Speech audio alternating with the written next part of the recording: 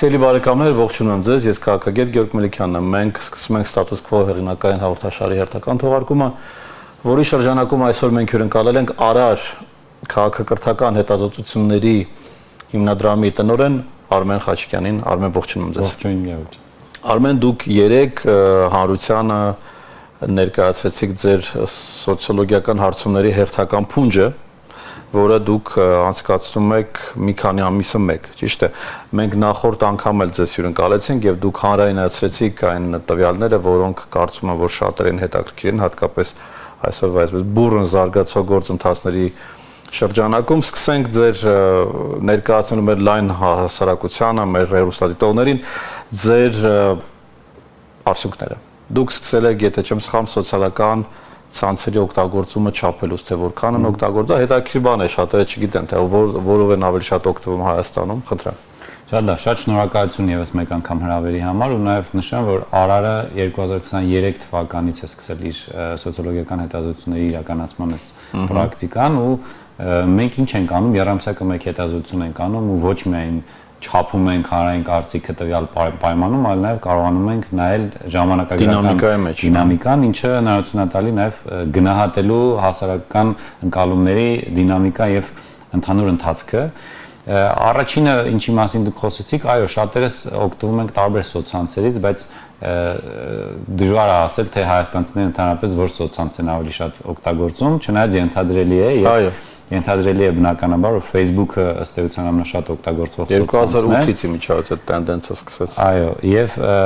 հարցվողների շրջանում իրականացված հարցից, թե որ սոցիալական ցանցն են ավելի շատ օգտագործում տեղեկություն ստանալու համար, 53%-ը նշել է, որ Facebook սոցիալական ցանցն է նշել։ Երկրորդ ամենաշատ օգտվող սոցցանցը դա YouTube-ն է, որը նշել է շուրջ 36%-ը։ Երրորդը արդեն Instagram-ն է, որից օգտվում է շուրջ 22%-ը, նշել է, որ Instagram-ն է օգտվում ամենաշատը, իսկ TikTok-ը, որը վերջին ժամանակահատվածում ահագին ակտիվություն է ցուցաբերում, 15%-ն է նշել, որպես տեղեկատվություն ստանալու հիմնական։ Սա առաջին անգամ է, որ դուք սա անում եք։ Այս հարցը առաջին անգամ է տալիս։ Փոփոխություն կա, չկա։ Մենք չգիտենք, բայց մենք գիտենք, թե ըստ սերի եւ ըստ տարիքի ինչպես է տարբեր։ Օրինակ, մի քանի բան կարող եմ ասել, որը կարող ենք նկատի ունենալ։ Instagram-ը առավելապես օգտագործում են 18-ից 34 տարեկանները, օրինակ։ Facebook-ը առավելապես օգտագործում են 30 ավելի բարձր 35-ից 55 տարեկան մեր հայրենակիցները, իսկ օրինակ TikTok-ը բնականաբար ավելի շատ երիտասարդները ու նաև սերով պայմանավորված առանձնահատկություններ կան, որ օրինակ ենթադրելի է, ելի կարծում եմ, որ Instagram-ը ավելի շատ օգտվում են կանայք, քան տղամարդիկ, ինչը եւս ենթադրելի է։ Իդեպ մի հետաքրքիր պնդում էլ կա, որ YouTube-ը ավելի շատ օգտագործում են տարիքով մեծերը, 55+ տարիքի մարդիկ, եւ ինչքան տարիքը բարձր, այդքան YouTube-ի օգտվելությունը ավելի շատ։ Լավ, անցնենք ավելի այսպես քաղաքական, հա, ձեր բաժնին։ Քաղաքականությունը ճիշտ է թե սխալ, խոսքը վերաբերում է իշխանությունների վարած արտաքին եւ ներքին քաղաքականությանը եւ թե ինչպես են մարդիկ գնահատում եւ այսպես որոնք են արդյունքները։ Մենք հարցը տալիս ենք այսպես, Հայաստանի Հանրապետության իշխանությունները ձեր կարծիքով հիմա ճիշտ թե սխալ քաղաքականություն են վարում ու մասնավորեցնում ենք ճիշտ կամ սխալ ներքին եւ արտաքին քաղաքականություն։ Ներքին քաղաքականությունը զգալիորեն դժգոհություն կա, շուրջ 68%-ը նշել է, որ համարվում է, որ սխալ ներքին քաղաքականություն է վարում եւ ընդամենը 25%-ն է նշել, որ ճիշտ ներքին քաղաքականություն է վարում, իսկ արտաքին քաղաքականության տեսանկյունից շուրջ 31.5%-ն է նշել, որ ճիշտ արտաքին քաղաքականություն է վարում եւ շուրջ 59%-ը, որ սխալ արտաքին քաղաքականություն է վարում, այնտեղ ավելի փոքր տոկոսներ չեն կարող կողմնորոշվել, բայց այստեղ կարևոր է նշել, որ ըստ էության ավելի շատ հայաստանցիները կարծում են, որ Հայաստանի Հանրապետության իշխանությունները ավելի շատ սխալ ներքին քաղաքականություն են վարում, քան արտաքին, բայց այդուհանդերձ շուրջ կարելի ասել 60%-ը համարում է, որ սխալ քաղաքականություն են վարում թե ներքինը, թե արտաքինը։ Այստեղ ես տեսնում եմ դինամիկան իշխանությունների վարած քաղաքականության գնահատականների,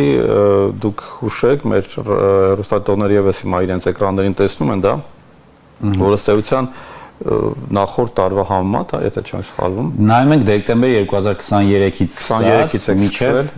մայիս 2025, տեսնում ենք, որ կարմիրը գնալով աճում է, իսկ կարմիրը այստեղ սխալն է, այսինքն դժգոհությունը, սխալ քաղաքականություն վարելն է, իսկ կապույտը որոշակիորեն տատանումներ ունի, բայց ելի մի պահ նախորդ տարվա ընթացքում աճ ունեցավ, հետո ելի անկում ունեցավ։ Բայց նախորդ եռանցյակի համեմատ որոշակիորեն նվազել է դժգոհությունը։ Որոշակիորեն այո, մի քանի տոկոս նվազել է, դա հատկապես իրականացվող ակտիվ տեղեկատվական քարոզչության արդյունք է։ Ես ձեզ մի հետաքրքիր բան ասեմ, որ երբ որ նախորդ Հայաստանում ընդհանուր առմամբ իշխանությունների հեղինակությունը վարկանիշը երկու շատ կարևոր կոմպոնենտի վրա է հնարավոր լինում բարելավել։ Առաջինը հակառուսականության թեման է, որը իշխանությունները փորձում են ակտիվացնել եւ դրա միջոցով իրենց շուրջ փորձում են որոշակի հանրային հեղինակության կոնսոլիդացիա ապահովել։ Երկրորդը նախկինների թեման է, նախկինները թալանեցին, կոռուպցիա արեցին եւ այլն, եւ երբ որ մենք այս միշտ բոլոր հետազոտությունների ժամանակ տեսել ենք, երբ որ նախորդ երկու նախագահներից որևէ մեկը հանրային որևէ ելույթով, հանրային ինչ-որ պատրաստակամությամբ բարձրանում է նրանց ռեյտինգը, բարձրանում է որոշակիորեն կոնսոլիդացիա է լինում իշխանությունների շուրջ, ինչու՞ չէ նաև իրենց շուրջ, այդ հիմնական օրինակ երկրորդ կամ երրորդ մոռացանք նշել, թե որ ժամանակահատվածում է կարը, որովհետև տարբեր իրադարձություններ կան, որ մարդիկ կարող են փորձել հասկանալ, թե կապ ունի ընդհանրեն եկեղեցու դեմ արշավի այս գործընթացը Թուրքիա այցելություն դուք արել եք մայիսի 8-ից հունիսի 5-ը եկեղեցու դեմ արշավը առավել ակտիվ սկսել է մայիսի 30-ից, այսինքն քիչ օրեր են եղել, բայց եթե նայենք փետրվարից մինչև հունվար, փետրվարից մինչև մայիս, այսինքն այս նախորդ հետազոտությունը եւ այս հետազոտությունը, այս ընթացքում հիմնական ինչ որ եղել է իշխանությունների կողմից որոշակի ակտիվացրել է նախկինների վերաբերյալ, հատկապես երկրորդ նախագահի վերաբերյալ հակաքարոզչությունը, ինչը որոշակի ազդեցություն է ունենում, ինչպես արդեն բազմիցս համոզվել ենք։ Ասեք հաջորդ սլայդին, դիպաշարին, ինչպես հայերենում ընդունված է կամ փորձում են ընդունել, տեսասահիկին, դիպաշարը չի։ Դիպաշարին եւ տեսասահիկին սոցիալ-տնտեսական վիճակը, դժգոհություն եւ գոհունակություն։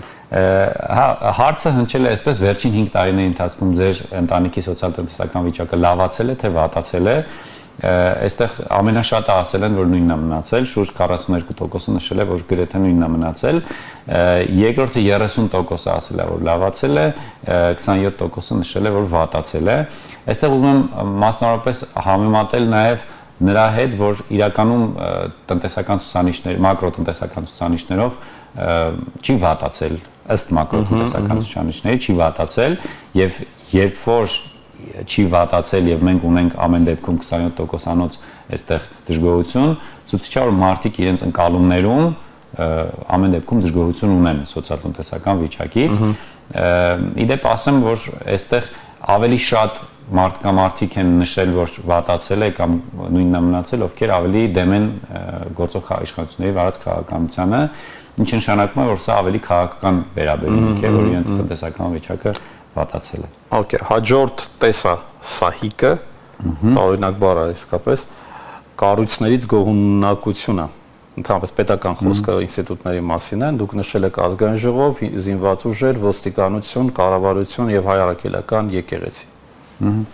Ռեսպոնդենտների քանակն էլ մենք մոռացանք նշել։ Ռեսպոնդենտների քանակը բոլոր տեսասահիկներում, ինչպես արդեն բառը սովորեցինք, բոլոր տեսասահիկներում արկա է 1071-ի առհասարակ սոցիոլոգիական հետազոտությունները, որ Հայաստանում մենք անում ենք, հիմնականում 1100-ի շուրջ է լինում, իսկ ընտրանքի սահմանային սխալը պլյուս-մինուս 2.9 է լինում կամ 2.98-95, այսինքն ցանկացած թիվ որ տեսնում ենք, պետք է դիտարկենք պլյուս-մինուս 2.9-ի համատեքստում։ Այստեղ ամենաշատ դժգոհությունը ազգային ժողովից է, իրականում դժվար չէր ենթադրել, որովհետև թե ընդդիմության թե իշխանությունների այդ բախումները վստահաբար դժվար մեծ ուրախություն եւ բերկրանք առաջացներ։ Չգիտենք, մարդիկ ցել են հաջող ստանալ։ Հա, հետեւաբար ամենամեծ դժգոհությունը ազգային ժողովից է, շուրջ 58.5%-ը դժգոհ է իր իսկ ընտրած ազգային ժողովից, ինչը շատ հստակ ցույց է, էլի, որ հակառակն դժգոհ են ազգային ժողովից եւ ընդամենը 18.5%-ն է, որ բարձր է գնահատել 0-ից 10 բալով 7-ից 10 է գնահատել ազգային ժողովին։ Ավանդաբար ամենաբարձր վարկանիշներն ունեն Հայաստանի Հանրապետության զինված ուժերը եւ հայ առաքելական եկեղեցին, բայց այստեղ խոսքը չի գնում Հայաստանի Հանրապետության պաշտպանության նախարարության մասին, այլ վերաբերում է հայկական բանակին ընդհանուր առմամբ, որի մեջ ներառված են նաև ժամկետային խորհրդանշական ինքը բանումներ, նաև գաղափարական, խորհրդանշական, պատմական դերակատարում ունի, նույնն էլ առաքելական եկեղեցու մասին կարելի է ասել, երկուսն է շուրջ 60% քաղաքացիների 7-ից 10 են, շատ բարձր են գնահատել։ Բավականին բարձր ցուցիչ է, իհարկե 60% գնահատում են շատ բարձր այս տվյալ երկու կառույցների աշխատանքը եւ ավելի փոքր տոկոսն են գնահատում ցածր։ Ընդ որում հետաքրքրական մի բան ասեմ, եկեղեցուն շատ բարձր են գնահատում ավելի երիտասարդներ, ինչքան տարիքը փոքր, այդքան ավելի բարձր են գնահատում։ Այստեղ երևում է որ կառավարության գնահատականը բավականին մտահոգիչ է, կառավարության տեսանկյունից շուրջ 46%-ն է, երկրորդ ամենավատ ընկալվող, վատ գոհունակություն ունեցող կառույցն է, շուրջ 46%-ը դժգոհ է եւ 0-ից 3 է գնահատել։ Իհարկե մի քիչ դժվար է հասկանալ թե կառավարություն ասելով ինչ են իրենք հասկանում, ինչ որ բան։ Վարչապետ, հա եւ իր աշխատանք, բոլոր նախարարություններ, գերատեսչություններ։ Լավ, անցնենք հաջորդ տեսասահիկին։ Հաջորդ տեսասահիկում սահելով անցնենք մյուս տեսասահիկին, հայ առաքելական եկեղեցու գնահատականը ժամանակի մեջ է, հունիսի երբ ապրիլ-մայիս 24-ից մինչև մայիս 25։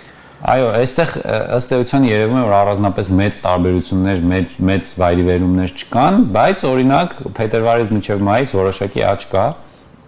Մենք տեսնում ենք որ դրական առումով։ Այո, բարձր գնահատականը փետրվարին 7-ից 10-ը 53% էր, մայիսին արդեն գրեթե 60% է, որը որոշակիորեն նաև ներառում է վերջի դեպքերը, այսինքն մինչև հունիսի 5-ն է եղել հետազոտությունը, եւ իմ որպես մասնագետի կարող եմ ասել, որ նման քարոզություններ շատ մեծ ազդեցություն չեն կարող ունենալ եկեղեցու, ինչու՞ չէ նաև նույնը բանակի հետ կապված, որովհետև այս կառույցները ավանդաբար դրական վարկանիշ ունեն եւ այն մարդիկ, ովքեր պետք է լավ չվերաբերվեին այս կառույցներին, արդեն լավ չեն վերաբերվում։ Եվ նոր շրջանակներ, նոր սեգմենտներ վերցնել, որովհետև ինչ որ եկեղեցում, ինչ որ մեկը ուսուցան կարգ խախտել է կամ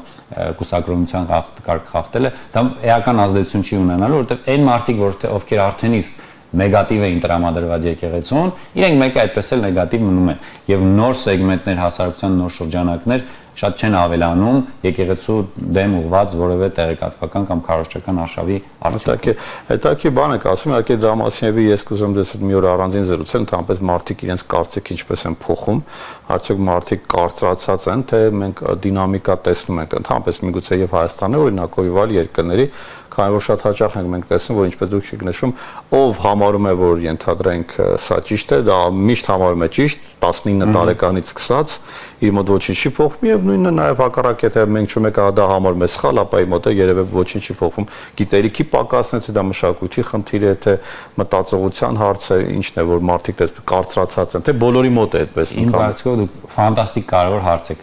տալիս, շատ կարևոր ու ժամանակակից աշխարհի ու ժամանակակից հասարակությունները գնահատելու տեսանկյունից շատ հետաքրքիր հարց է, բայց ես իմ փորձը ասեմ, հիմնվելով հետազոտությունների վրա, նայեք, իրականում օրինակ երիտասարդների շրջանում, որոնք ավելի ըստ էության ազատական են, ավելի լիբերալ են եւ ավելի ճկուն պետք է լիներ իրենց կարծիքները, ավելի քիչ է տատանվում քաղաքական հարցերի շուրջ վերաբերմունքը։ Ինչու՞։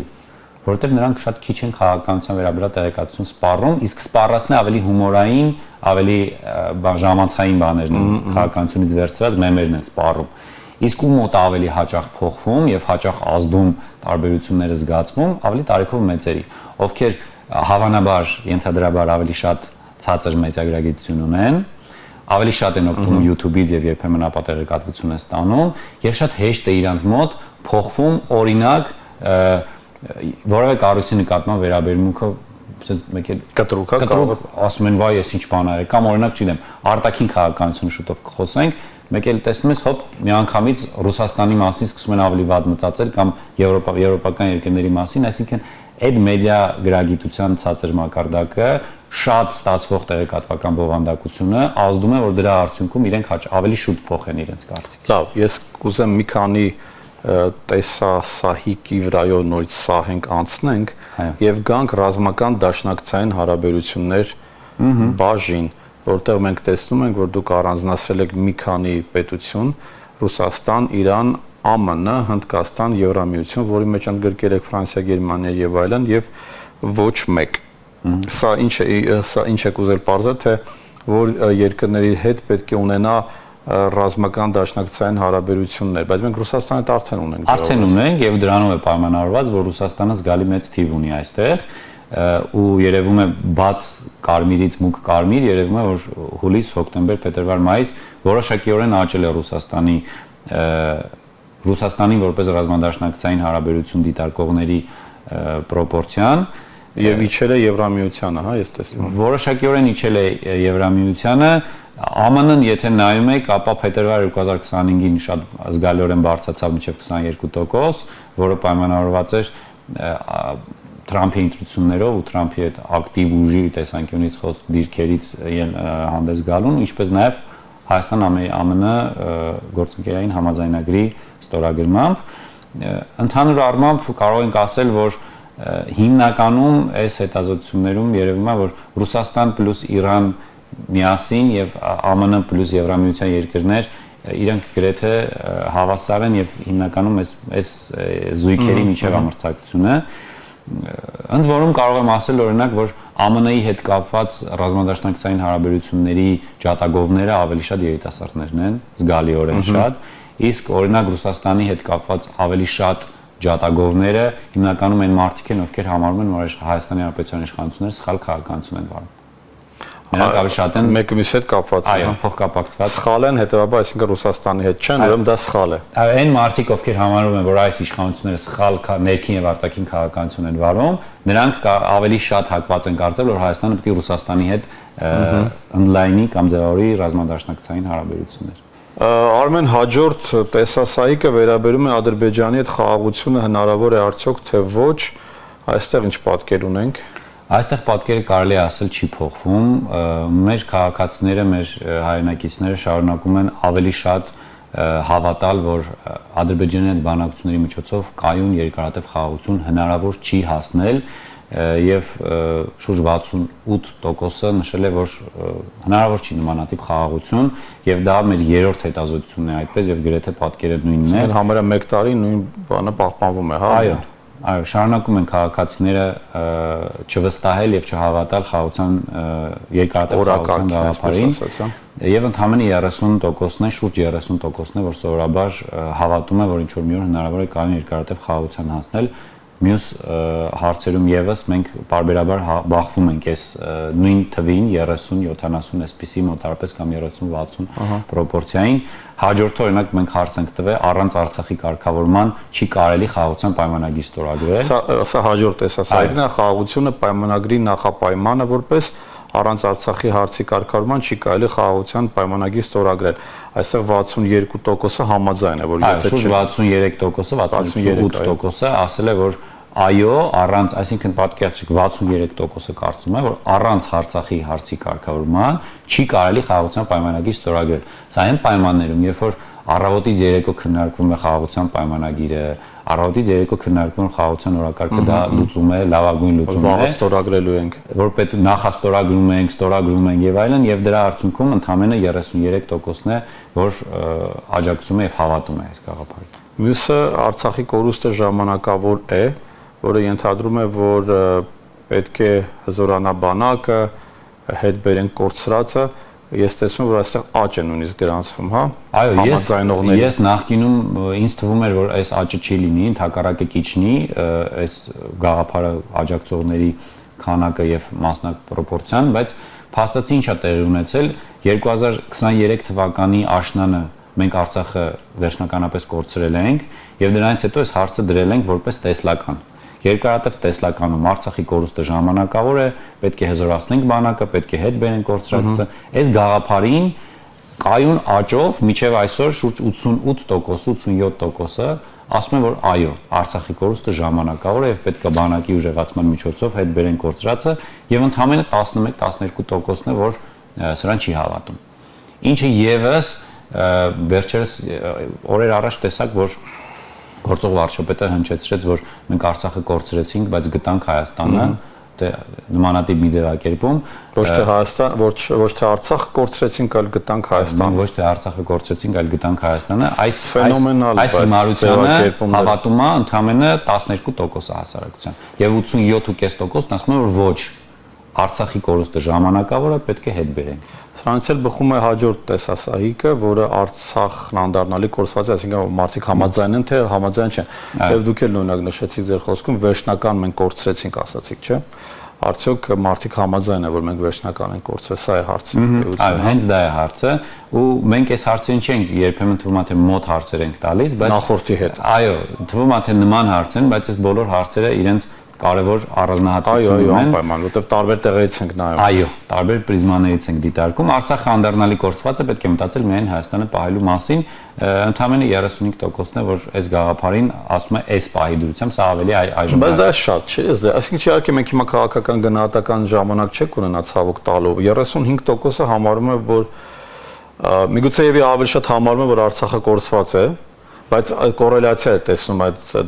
դուք նշեցիք այդ չեմ ուզում վիրավորական բաներ ասել, բայց ոչ տրամաբանական մտքի հետ, որ եթե կորցնում ենք Արցախը, ապա գտնում ենք Հայաստանը, Հայաստանը ավելի ինքնիշխան է հիմա քան առաջ, հիմա շատ է չէ շրջանը, հիմա իրական Հայաստանը եւ այլն, այսինքն այս անտրամաբանության մեջ մարդիկ կան, որ 30% տրամաբանություն տեսնում են։ Ես ձեզ մի դիտարկում անեմ, նախորդի հետ սա լրիվ տրամաբանական է, ինչն է հարցը, որ այստեղ երկու պնդում է։ Երկրորդ պնդումը ասում է մենք պետք է մտածել միայն Հայաստանը պահելու մասին։ Այս հիմնականում այն գաղափարն է, որ Արցախը արդեն կորցրինք, հələ գոնե Հայաստանը պահենք։ Այսինքն չդիտարկենք սա որ մարդիկ վախի ավելի շատ։ Հա, ավելի շատ հələ գոնե Հայաստանը պահենք, տեսնենք ինչ այլն, այս գաղափարն է, էլի։ Դա իրականում է սա է։ Դա նույն մարդիկ են այս հարցերին պատասխանել։ Նույն մարդիկ են պատասխանել, տարբեր մարդիկ չեն։ Որոնք վախեցած են եւ հիմա շատ հաճախ դա էլ ասում է, որ մենք ըստ էության կորցնելով Արցախը դա այն գինն էր, որով մենք վճարեցինք Հայաստանը պահելու համար, այսպես բան են ասում։ Դե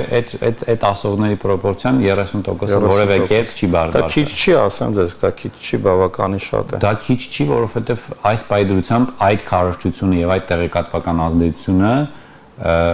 մեծագույն զանգվածային հնարավորություններ ունի Հայաստանի քաղաքացիներին այդ ինֆորմացիան եւ այդ ինֆորմացիայի տարբեր ձևերով ներկայացումները, փաթեթավորումները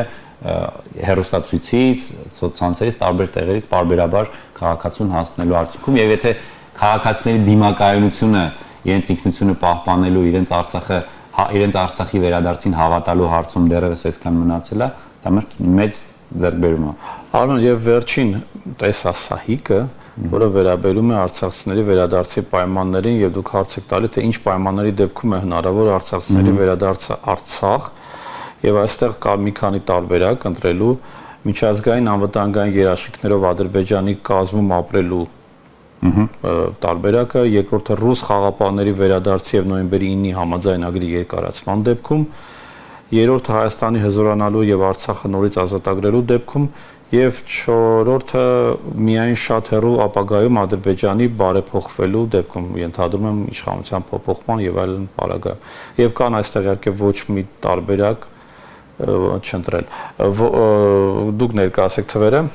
Նայեք, սկսենք վերջից, Ադրբեջանի բարեփոխմանը հավատում են հեռու ապագայում 8%-ը։ Բավականին հետաքրքիր է, էլի։ Քիչ չի։ Չափազանց եւ երբեմն չհիմնավորված օպտիմիզմի արդյունք է, բայց ամեն դեպքում մարդկանց հանրային կարծիքն է, չեն կարող հաշվի չնստել։ Միջազգային անվտանգության երաշխիքներով Ադրբեջանի կազմում ապրելը հավատում են սրան 11%-ը, то есть այս պայմանը որպես ռեալ համարում են 11-ը, ռուս խաղապահների վերադարձը եւ նոյեմբերի 9-ի համաձայնագրի կարգավիճակին վերադառնալուն հավատում են 8%-ը եւ ամենամեծ պրոպորցիան այս հարցի, որ ինչ պայմանների դեպքում է հնարավոր արցախցիների վերադարձը, մարդիկ ասում են, որ Հայաստանի հզորանալու եւ Արցախը նորից ազատագրելու դեպքում շուրջ 67% ասում են, որ միայն այս դեպքում, միայն Հայաստանի հզորանալու եւ Արցախը նորից ազատագրելու դեպքում մենք կարող ենք վերադառնալ Արցախ։ Սա իմ կարծիքով շատ լուրջ ցուցանիշ է, այսինքն շուրջ 67%-ը երկարատև ապագայում պատկերացնում է, որ իրենք Արցախ կարող են վերադառնալ միայն հայկական Արցախ։ Բայց սա կարծում եմ արցախցիների շրջանում չէ կարել, չէ։ Այս հարցումը ամբողջ Հայաստանի Հանրապետության վիճակագրական կոմիտեի համաձայն Հայաստանի Հանրապետության սեռատարիքային, կրթական, բնակավարային եւ մարզային բաշխվածությունը ինչպես որ կա, նույն մոդելով ընտրում ենք փոքր մոդել ընտրանք եւ այդ ընտրանքի հարցում է իրականացնում։ Սխալմունքի աշճանը ինչքան է։ Սխալմունքը ասեցի, պլյուս-մինուս 2.9-ն է սովորաբար լինում, վստահության միջակայքը 95%։ Բավականին բարձր է։ Մենք է շարունակում ենք ձեր կառույցին վստահել եւ շնորհակալություն ենք հայտնում։ Ես եմ շատ շնորհակալ, հուսամ 3 ամիս հետո էլի կհանդիպենք։ Անպայման, հետաքրքիր կլինի համեմատել։ Իհարկե մենք այդպես բարձր տրամադրությամբ ենք անցկացնում, բայց իրականության շատ խորքային պատկերներ են, սա այն է ինչ որ ըստեյության հաճախ պակասում է մեր հասարակությանը այդ ախտորոշումները տալը թվային տեսքով եւ որովհետեւ միայն այդ դեպքում կարող ես իմանալ թե ինչ որտեղ պետք է միջամտել, ինչը պետք է փոխել, ինչը պետք է թողնել։ Շնորհակալություն ձեզ Արմեն այդ աշխատանքի համար։ Շնորհակալ եմ։ Բոլորը խոսում են հասարակության անունից, բայց քչերն են հենվում մասնագիտական թվերի վրա եւ պնդումների վրա։ Այո, շատ կարեւոր է ընդհանրապես վերադառնալ պրոֆեսիոնալ դաշտ եւ այդ դիլետանտությունից ի վերջո դուրս գանք։ Շնորհակալություն նաեւ ձեզ սիրելի հեռուստադիտողներ, որ ժամանակ գտաք եւ դիտեցիք մեր այս քննարկումը։ Մենք հյուրընկալեցինք Արար քաղաքակրթական հետազոտությունների հիմնադրամի տնօրեն Արմեն Խաչիկյանին։ Ձեզ հետ էր քաղաքագետ Գյորգ Մելիքյանը, հաջողություն ձեզ։